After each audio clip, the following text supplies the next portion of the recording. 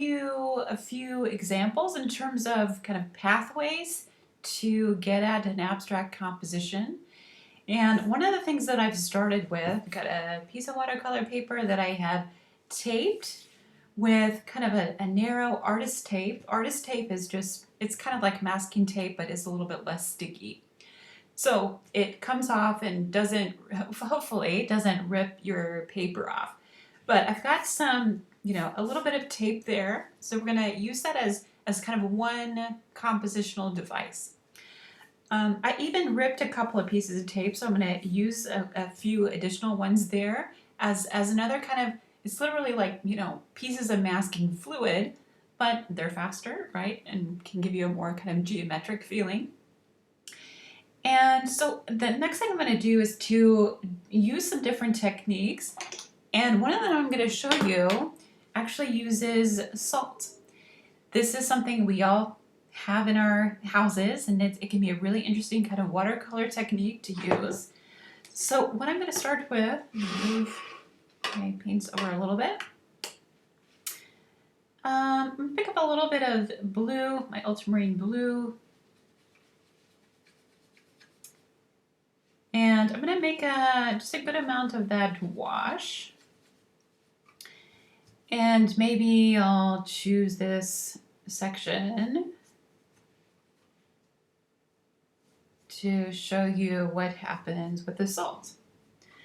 The salt can be an interesting technique both for abstract compositions as well as actually for descriptive compositions. So if you're doing something like, painting like an old weathered stucco building or something, and you want to make it look like it is weathered or spotted or something like that, this can actually be, a kind of representational technique. You want to make sure that your wash, when you're using this technique, you want to make sure that it's wet, right? It has to be wet. But what I'm going to do here is sprinkle, I'm actually going to put it in my hands first. I'm going to sprinkle a little bit of salt,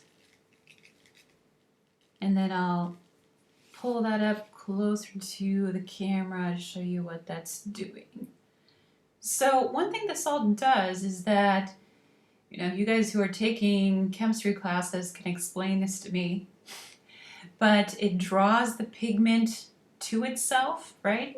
So it's kind of drawing up that blue pigmentation in the wash to those salt crystals, and then when the wash area dries, you're going to have this really kind of interesting spotted effect. Now, if I keep sprinkling salt on here, it's not going to do as much to those areas because the wash is drying. Okay, so it really does has to happen while the wash is still wet for it really to have the most effect, right? But it can certainly be an interesting kind of potential for some places especially in an abstract composition. You can even do this, directly from your salt shaker if you want lots more texture in certain sections. So we'll let that dry and I'll show you a couple other things. The next one I'm going to show you is if you have white crayons sitting around the house, if you have one of these wax crayons, maybe you just dyed Easter eggs like we did in our house, that it comes with one of these. So this is clear wax. You can even use a little white birthday candle. But if you have a white crayon or something like this, all it takes is wax, right, on a stick. So what I'm going to do with I'll go ahead and use both of them to show you a little bit of the difference. So I'm going to take that and then I'm going to use a really good amount of pressure, but I'm going to draw with that white crayon some lines on here. Obviously you can't see them yet, but let me go ahead and do another section with the wax.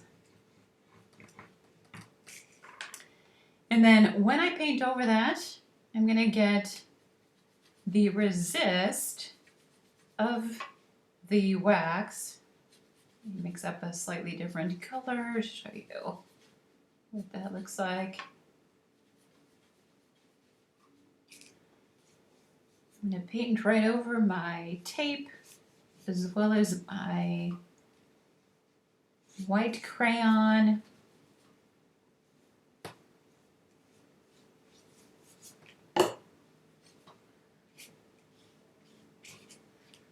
And so if you use a good amount of pressure with those marks, you will really, preserve the white of the paper, right? So you keep the white of the paper intact. So painting right over it, you can create those, kind of really interesting kind of linear marks, right? So doing that with the wax, right? So that's the next thing I want to show you. Some other techniques that are potentials. If I were to put a wash down on a section of a painting, but I wanted, instead of reserving the white of the paper, I wanted to actually make it darker, one thing I can do is use either the sharp end at an angle, not at the cutting angle, but at a slight angle of an X-Acto knife, or if you have something like one of these instruments, this happens to be a clay working tool, you can use something like this, or what we all have laying around the house is a safety pin. You can use a safety pin, and this works with that too. So what I'm going to do is to first put the wash on the section of the paper where I want it to work.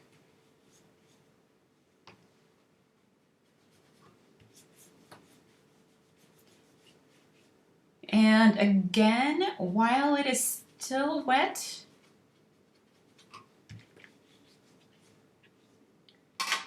I'm gonna take my sharp instrument and I'm gonna score through that wash. And so what the scoring does is that it creates a kind of crevice in the paper, and then the pigmentation in the wash kind of settles into those crevices. And oftentimes this can be really useful for, something like if you're painting a leaf and you don't want to go back and paint over, thin lines like, the stems or the veins of a leaf or something. You can do that with this instrument while that wash or while that shape is still wet, rather than going back with a really teeny tiny brush and trying to do that with the paint. So this can be a good way to kind of, it's a little bit of a shortcut, but it employs a slightly different method. Let's see, the next thing I want to show you is something that uses alcohol. So if you have something like this in your medicine cabinet, isopropyl alcohol will also have some interesting effects. So let's see what that does. Let me fill in this section here.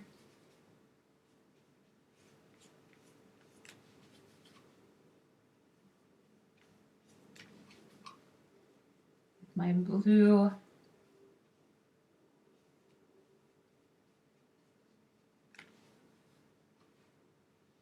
All right, so got a good amount of color in there, but I put some of the alcohol in this little jar.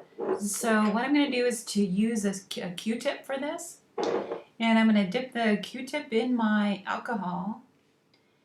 And what I can do with that is if I drop bits of alcohol in the wash that I just painted, the alcohol is going to separate the pigment, and it will create these really kind of distinct pools and almost bring back the white of the paper in some places.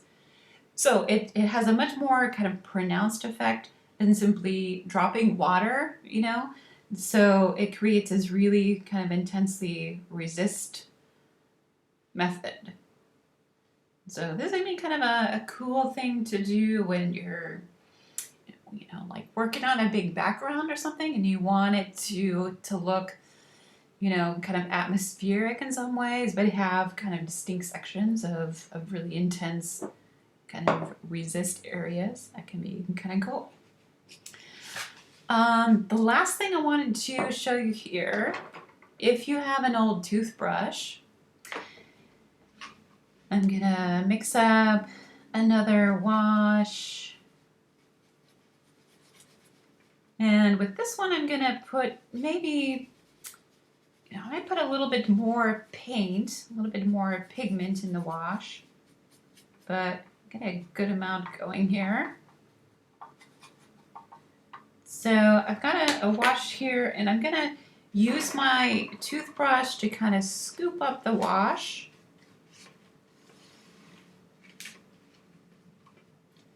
And then once I've got that toothbrush loaded, this is a little bit messy, so you might, mask off your desk or something, or cover anything you don't want to have splattered.